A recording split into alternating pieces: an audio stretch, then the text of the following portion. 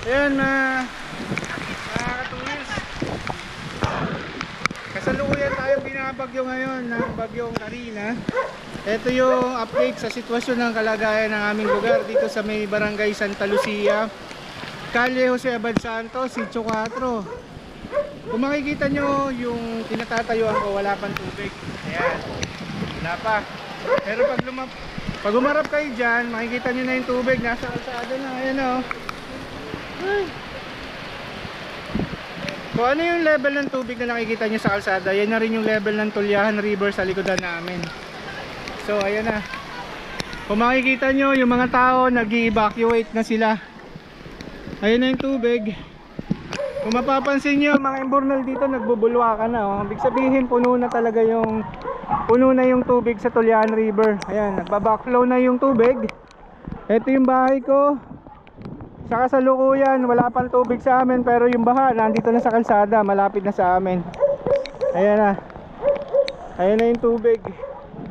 Ito yung epekto ng bagyong Karina ngayong July 24 to 2024. Ayan. Makikita nyo mga tao evacuated na, lumulusong na sa baha.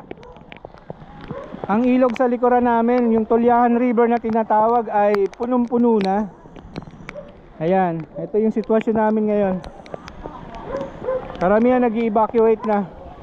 Sa ngayon kami kasalukuyan, naka-prepared na. Mga halaga namin nakakulong na. Anytime pwede na namin i-evacuate. Ayan. Ito yung mga aso nakakulong na, pwede na namin bitbitin any moment pagka tumaas na talaga yung tubig. Naghihintay lang din ako ng rescue sa mga kaibigan ko at katropa na malapit dito sa akin. Ayun o, may isa pang kotse, hindi na umandar. Tinutulak na nila.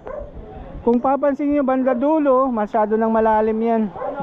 Lagpas tao na. Dahil walang susi yung kotse, nagbayan niyan sila na i-atras na lang yung kotse. Lumubog na yan sa baha. Hindi nila mabuksan, binubuhat na lang para mailiko. Ayan, tingnan nyo mga katuwins. Ayan, bubuhatin uli nila yan. Oh, bayanihan. Ayan, para lang mailayo sa baha.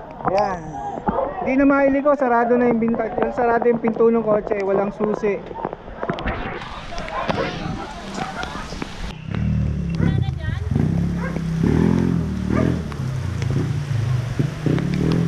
Grabe na yung tubig. Nag-uumpisa nang umangat dito sa amin yung tubig.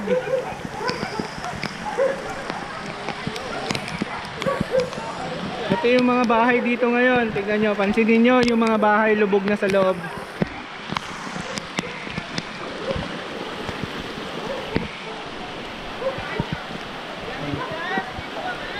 Ayan. Ayan ang tubig oh. Lubog na yung bahay ng tiyahin ko.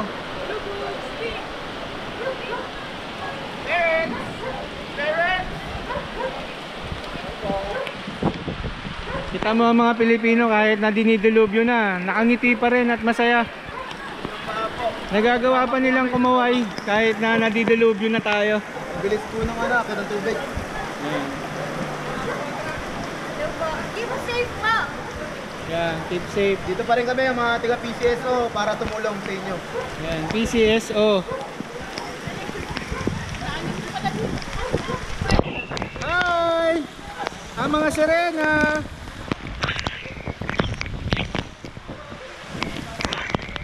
Ayan, grabe na tubig dito mga katropa. Sugid kong followers, ito na ang sitwasyon dito sa lugar namin sa barangay Santa Lucia, Quezon City. Ito na yung kasalukuyan namin kinakahinatnan dito. Ayan o, mga baha.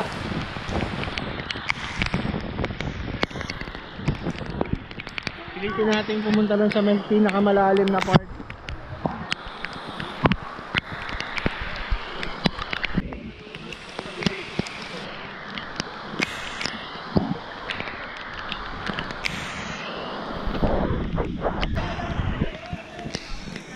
Ito mga katuwils, ito ngayon ang kasalukuyan dito sa may portion ng Abad Santos, Sitio 4.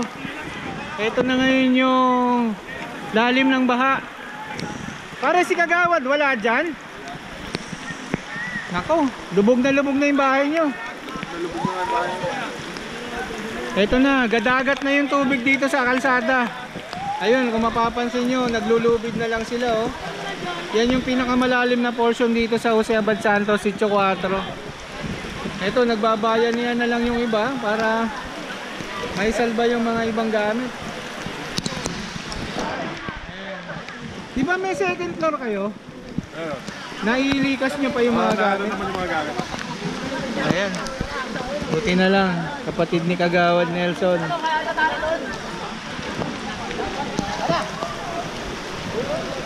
Problema, yung mga meron pang tao dyan, no? Diyan, sa malalim. May tao pa ba dyan? May tao pa dyan, no? May naiwan pa? May naiwan pa. Naku po. Hindi na yung gamit, eh. Tao na dapat. Tao na dapat ang i-rescue. Hindi na gamit.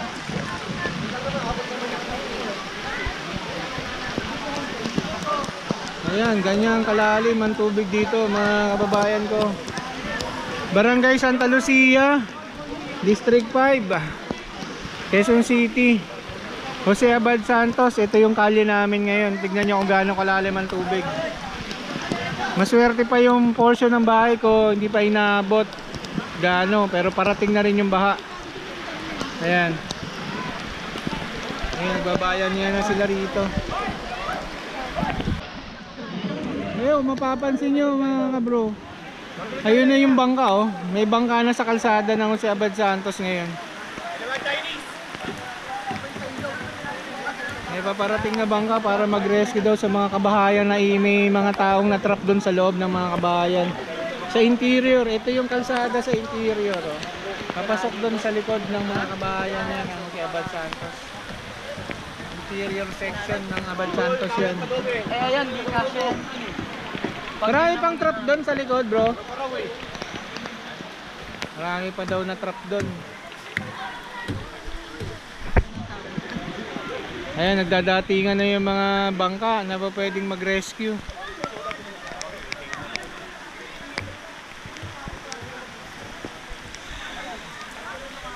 Kawawa naman ang mga gamit, nagkalat.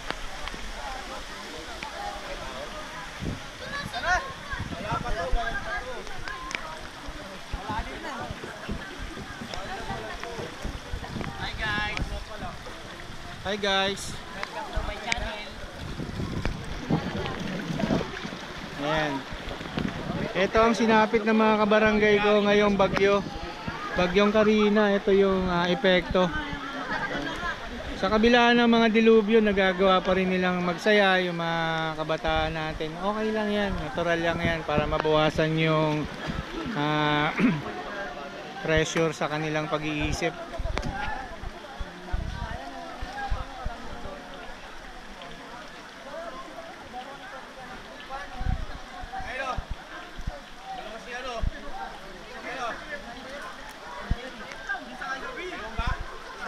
Ayan, may papasok. Bro, yung papasok na bangka, pagsabihan nyo, baka may mahawakang kable, buhay pa yung kuryente natin ha. Baka may mahawakan silang live wire dyan. Ayun oh, may ilaw pa yung poste oh. Buhay pa yung kuryente ha.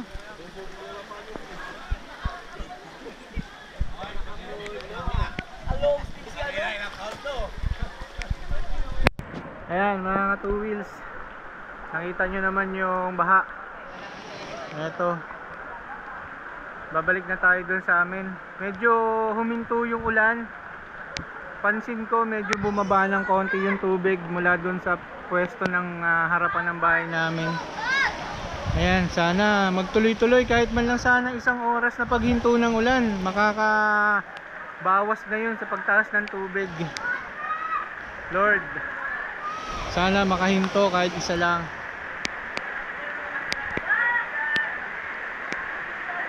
Kahit isang oras lang.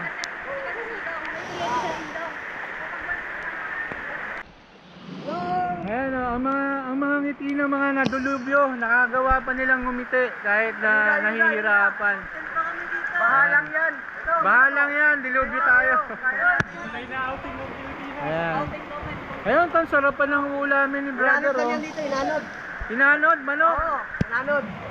Sarap naman, oh. Ano ba yan? Anong karne yan? Manok? Ayun, ata mo, nakalibre pa sa dilubyo ng bagyo. Rescue! Rescue! Salbabida!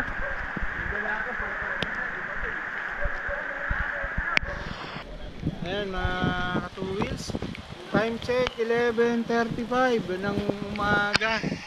Medyo huminto yung ulan na malakas. Ngayon yung sitwasyon namin dito sa Jose Abal Santos, sa Sitio 4 ng Barangay Santa Lucia, ay ganun pa rin, baha pa rin. Pero kung mapapansin nyo, yung tubig ay bumaba ng konti dito sa gutter ng bahay namin. So far, medyo humihina ngayon yung pagbaha, humuhupa ng paunti-unti. Bigyan lang sana kami ng isang oras man lang sana umunto yung ulan para bumaba yung tubig, para makarecover yung Tulyan River at bumaba ng konti yung tubig. At wag lang sanang abutin ng spill level yung Lamesa Dam. Pag inabot yun, doon na ang katapusan ng aming buhay dito. Ayan, bumababaw na ng paunti-unti yung tubig baha.